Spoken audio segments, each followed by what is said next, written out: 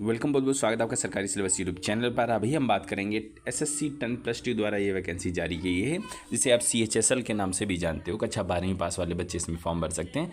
Detail में आपको जानकारी देंगे कौन कौन बच्चे फॉर्म भर सकते हैं। देखिए, ऑल ओवर इंडिया की भर्ती है, भारत के किसी भी राज्य के रहने वाले आप इसमें फॉर्म भर सकते हो।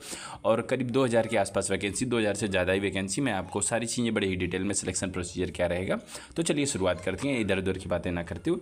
तो आपके देखो, ऑनलाइन फॉर्म 8 तारीख से चालू हो गए। ये 8 तारीख जो कि आज है, आपके फॉर्म चालू हो चुके हैं, आप जाके भर सकते हो। अंतिम तिथि है आपकी 7/5, ठीक है। तो 1 महीने का समय है, आप जो है ना आराम से इतना से अपना फॉर्म भरिए, ठीक है। और इसके देखिए 2 चरण है एग्जाम के 2 चरण है, एक टियर 1 एक टियर 2। तो टियर 1 जो है आपका, वो जून से जुलाई 2024 में होने की संभावना है, ठीक है। फिर इसके बाद टियर 2 की डेट वगैरह ये आगे फॉरवर्ड करके फिर बताएंगे, ठीक है। अभी जो है ना जून जुलाई के आसपास आपका होना है, ठीक है। अब इसकी जो अगर फॉर्म में कुछ गड़बड़ी हो जाती है तो विंडो फॉर एप्लीकेशन करेक्शन के लिए ओपन होती है, वो 2 दिन के लिए ओपन होगी, 10 और 11 को, ठीक है। तो अगर फॉर्म में कुछ गड़बड़ हो जाता है तो आप इन दिनों जो है ना, आपकी पेनल्टी कुछ रुपए लगेगी, आप जाके फॉर्म में करेक्ट कर सकते हो। लेकिन कोशिश करो आपका फॉर्म ही सही भरा जाए, ताकि इसकी नौबत ही ना आए, ठीक है। ये कुछ डेट्स की बात थी जो मैंने बता दी है। अब जो इंपॉर्टेंट चीज़ें हैं उसके बारे में हम डिस्कस करेंगे। देखिए, जो पोस्ट है आपकी, वो 3 तरह की इसमें भर्ती। देखिए, एक तो ग्रुप सी की भर्ती, मैं आपको सैलरी बताता चलूँगा। तो सबसे पहले लोअर डिवीजन क्लर्क, ठीक है। उसके बाद जूनियर सेक्रेटरी असिस्टेंट और डाटा एंट्री ऑपरेटर की वैकेंसी, 3 तरह की भर्तियां हैं इसमें, ठीक है। अब देखेंगे आपके जो पे लेवल वगैरह कैसा क्या रहता है, उसके बारे में आप यहाँ से देख सकते हो। देखिए, जो लोअर डिवीजन क्लर्क है और जो जूनियर सेक्रेटरी असिस्टेंट है, इसकी तनख्वाह थोड़ी कम है। पे लेवल 2 का वेतन है, ठीक है। तो पे लेवल 2 का है तो आपका मूल वेतन है 19,900 रुपये। तो अगर मैं सैलरी की अगर बात करूँ तो आपकी सैलरी करीब करीब वो 30,000 रुपये प्रति महीने के हिसाब से आपकी बनेगी, जाके 30,000 रुपये प्रति महीने के हिसाब से लोअर डिवीजन क्लर्क की और जूनियर सेक्रेटरी असिस्टेंट की ये सैलरी बनेगी। अब वहीं अगर मैं डाटा एंट्री ऑपरेटर की बात करूँ तो वहाँ पर आपकी सैलरी थोड़ी सी ज़्यादा हो जाती है। आप यहाँ से देखिएगा, डाटा एंट्री ऑपरेटर जो है ना, 2 तरह की भर्ती है। एक डाटा एंट्री ऑपरेटर है सिर्फ, उसका भी पे लेवल आप देखेंगे तो पे लेवल 4 और कुछ पोस्टें ऐसी है जो पे लेवल 5 की भी है, ठीक है। अब इसमें क्या है कि पे लेवल 4 का मूल वेतन है 25,500 और पे लेवल 5 का मूल वेतन है 19,200 रुपये, ठीक है। तो सैलरी क्रमशः आपका जो ना करीब 5,000 का अंतर हो जाएगा। तो 35,000 रुपये के आसपास आपकी सैलरी बनेगी डाटा एंट्री ऑपरेटर में अगर आप जा रहे हो तो, ठीक है। ये इंपॉर्टेंट चीज़ थी।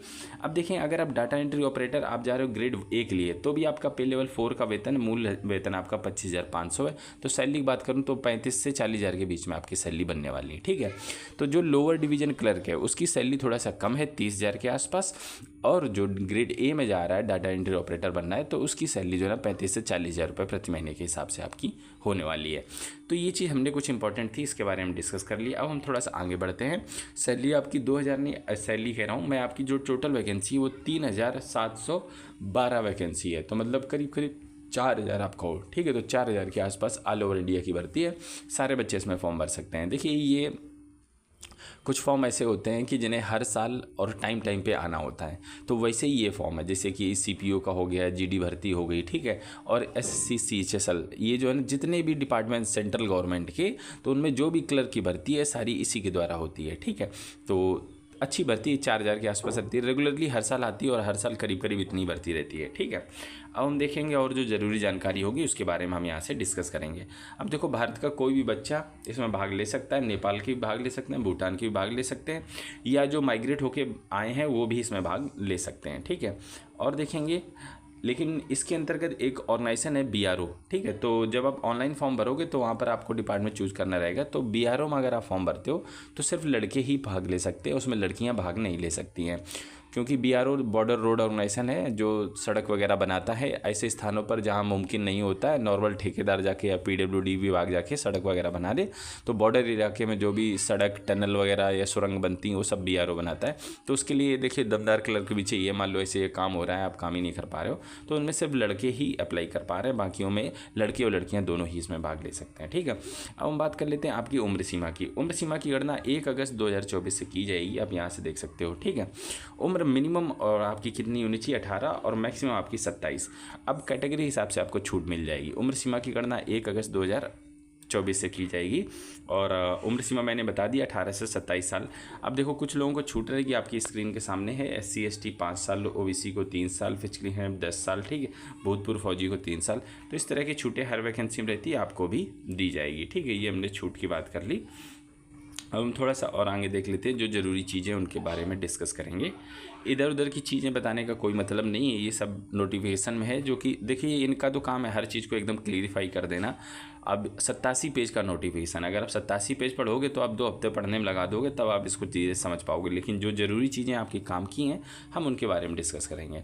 अब देखो इसेंशियल एजुकेशन क्वालिफिकेशन, जो मैंने आपको बताया कि डाटा एंट्री ऑपरेटर जिसमें तनख्वाह ज़्यादा थी, आपको पे लेवल 4 और पे लेवल 5 का वेतन था, उसमें आपको क्या मांगा है कि अच्छा 12वीं पास होना चाहिए, किससे, साइंस स्ट्रीम से, मैथ्स के साथ में, ठीक है। तो जो data entry operator grade A वाले हैं उनमें अगर आप जाना चाहते हो तो PCM से 12th पास आउट हो तो आप इसमें चले जाओ, ठीक है। और अगर इनमें नहीं है, आपके पास में PCM से नहीं हो आप 12th पास आउट, तो आप जो है ना लोअर डिवीजन क्लर्क के लिए चले जाओ, उसमें सिर्फ 12वीं पास मांगी गई।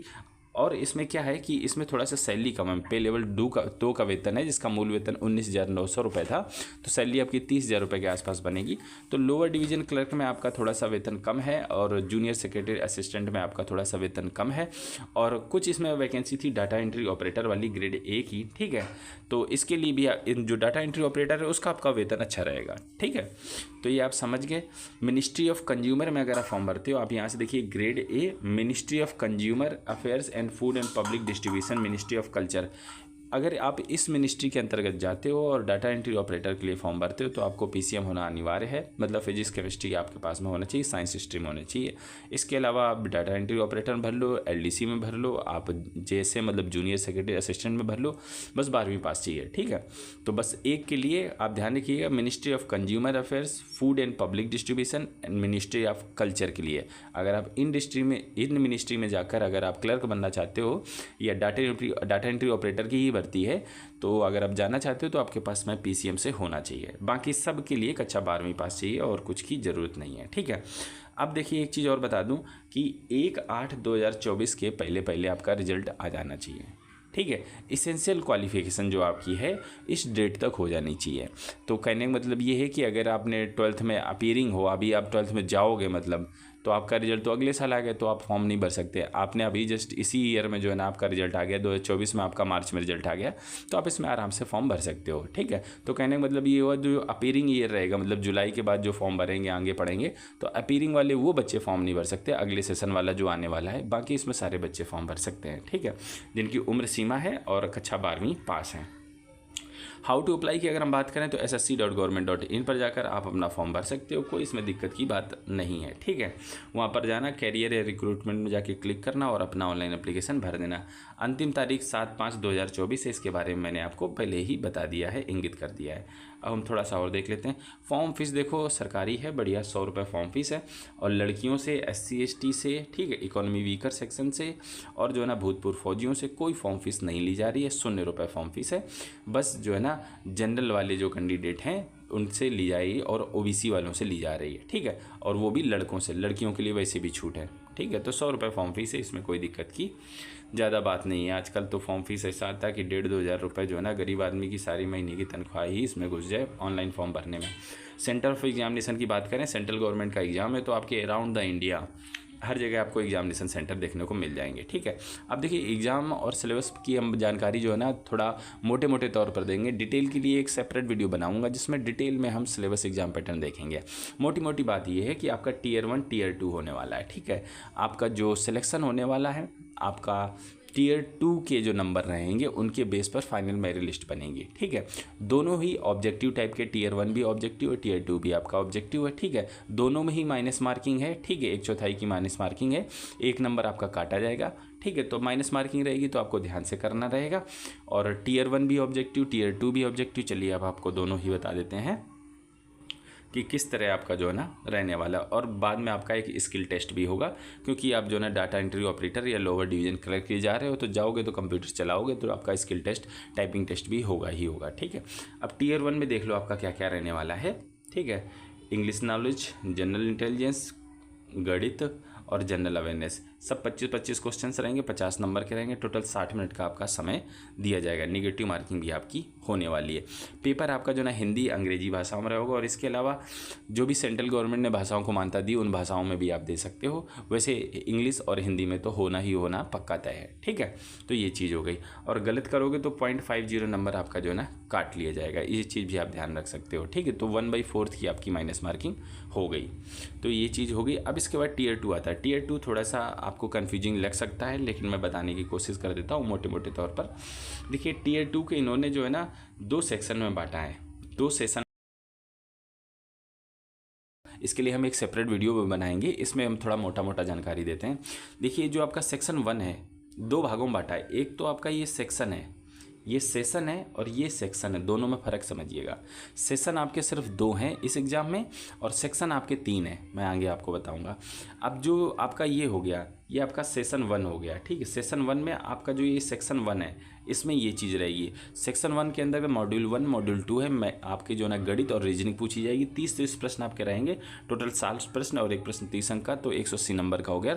और 1 घंटे का समय मिलेगा आपको ईच सेक्शन के लिए, मतलब जैसे ये वाला सेक्शन था आपका, इस सेक्शन के लिए आपको 1 घंटे का समय मिल गया, ठीक है। अब ऐसे ही सेक्शन 2 है आपका, सेशन 1 के अंतर्गत ही ये आपका सेक्शन 2 हो गया, ठीक है। इसमें आपका क्या रहेगा, मैं ये कलर ले लेता हूँ, ये सेक्शन 2 हो गया, ठीक है। इसमें क्या है, आपके 40 प्रश्न अंग्रेजी के और 20 प्रश्न जनरल अवेयरनेस के, टोटल 60 हो गए, तो एक प्रश्न 30 का, तो 180 हो गए, ठीक है। इसमें भी आपको जो है ना इस सेक्शन के लिए भी आपको 1 घंटे का समय मिलेगा, ठीक है। अब इसके बाद जो है ना आप यहाँ से देखिए सेक्शन 3, ये सेशन 1 के अंतर्गत ही कंप्यूटर नॉलेज मॉड्यूल, इसमें 15 प्रश्न रहेंगे, एक प्रश्न 30 का, तो 45 अंक का टोटल आपका हो गया, ठीक है। तो ये बात आप समझ गए। तो इसमें क्या है कि ये वाला जो आपका पार्ट है, ये वाला जो पार्ट है, ये आपका 15 मिनट का होगा। बाकी ऊपर वाले जो मैंने सेक्शन 1 और सेक्शन 2 बताए वो दोनों ही 1-1 घंटे के रहेंगे। तो टोटल आपका जो सेशन 1 हुआ वो 2 घंटे 15 मिनट का आपका हो गया। ये देखो 2 घंटे 15 मिनट का सेक्शन 1 आपका हो गया। नेगेटिव मार्किंग रहेगी, और जो मेरिट बनेगी वो इन्हीं के बेस पर बनेगी। अब इसके बाद जो बात आती है वो आपका स्किल टेस्ट है। स्किल टेस्ट में क्या रहेगा कि आपकी टाइपिंग देखी जाएगी, मैं आपको टाइपिंग के बारे में भी आपको बता दूंगा, ठीक है। अब देखिए अगर आप डाटा एंट्री ऑपरेटर के लिए जा रहे हो तो जाहिर सी बात आपकी थोड़ी टाइपिंग टफ रहेगी, ठीक है। आपकी ज़्यादा डिमांड है और ज़्यादा वेतन है, तो आपकी ज़्यादा टाइपिंग मांगी जा रही, मतलब आप काफ़ी ज़्यादा टाइप कर लो, ठीक है। ये देखिए थोड़ा सा सिंप्लीफाई करने की इन्होंने कोशिश की है। ये टीयर 2 है, टीयर 2 के सेक्शन 1 में क्या है, ये चीज़ है। सेक्शन 2 में क्या है, ये चीज़ आपकी पूछी जा रही है। और सेक्शन 3 में आपका क्या, कंप्यूटर नॉलेज टेस्ट है। इसके बाद आपका जो है ना स्किल टेस्ट बचता है। आपकी जो मेरिट लिस्ट बनेगी इन जो है ना तीनों सेक्शन के बेस पे ही बनेगी, और इन्हीं के बेस पर फाइनल मेरिट लिस्ट आपकी बनने वाली है। और जो टीयर 1 है वो सिर्फ क्वालिफाइंग नेचर का है, आप टीयर 2 तक चले जाओ, लेकिन आपको मिनिमम मार्क्स सिक्योर करने हैं ताकि आपको स्किल टेस्ट में जाने का मौका ज़रूर मिले, ठीक है। और मॉड्यूल 2 ये आपका स्किल टेस्ट है, इसमें कुछ खास नहीं, मैं आपको स्किल टेस्ट के बारे में भी आपको बताऊंगा। और जो आपका टीयर 2 है इसमें 1 नंबर की नेगेटिव मार्किंग होने वाली है, ठीक है। और कंप्यूटर नॉलेज जो टेस्ट है वो मैंडेटरी है, बट क्वालिफाइंग इन नेचर है, तो उसमें कोई दिक्कत की बात नहीं है। अब जो टीयर 2 है, जिस दिन आपका जो ना ये रिटन एग्ज़ाम आपका चलेगा, ठीक है, आप बैठ के कंप्यूटर पे एग्ज़ाम दो, उसी दिन आपका जो ना टाइपिंग टेस्ट वगैरह भी होगा सेम डे। ऐसा नहीं कि आपका अलग दिन जो है ना टाइपिंग के लिए बुलाया जाएगा, सेम डे आपका होने वाला है। जो स्किल टेस्ट है वो आपको क्वालिफाई करना है, उसके नंबर मेरिट लिस्ट में आपके नहीं जुड़ेंगे, ठीक है। अब हम थोड़ा सा आपको बता देते हैं कि आपका कितना आपकी टाइपिंग टेस्ट रहने वाली है, ठीक है।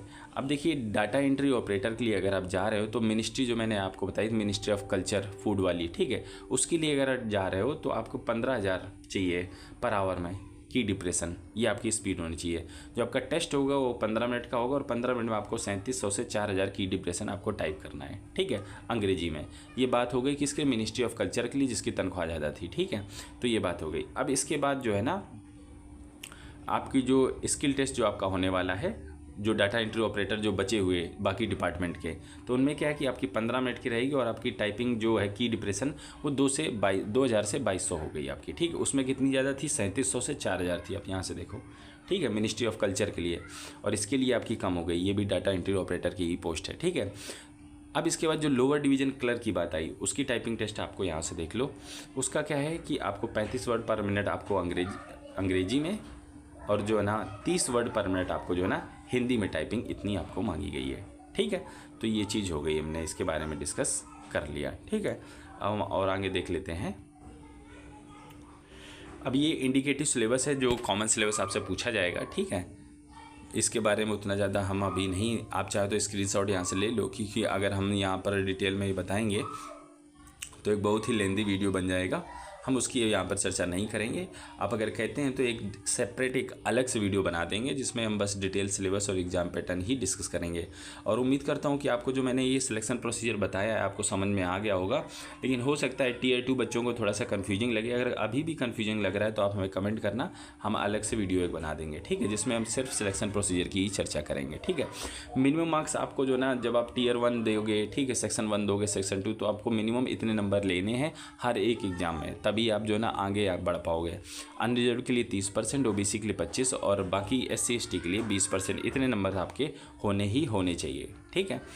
ये चीज़ हो गई, ये सब हमने डिस्कस कर लिया है। और कुछ खास मेरिट लिस्ट ये मैंने आपको बताई दी, जो आपका Tier 2 है, Tier 2 के सेक्शन 1 सेक्शन 2 के बेस पर आपकी बनाई जाएगी, ठीक है। तो फाइनल मेरिट लिस्ट इसी के बेस पर बनेगी। Tier 1 आपका जी है ना बस Tier 2 में जाने के लिए है, उसकी मेरिट लिस्ट में आपके नंबर नहीं जोड़े जाएंगे। तो हमने सारी चीज़ें मोस्टली डिस्कस कर ली हैं, अब कोई चीज़ बची नहीं है। अगर कुछ और जानना पूछना चाहते हो तो हमें कमेंट कर सकते हो इसी वीडियो के नीचे। मिलते हैं आपसे अगली वीडियो में, तब तक के लिए वंदे मातरम।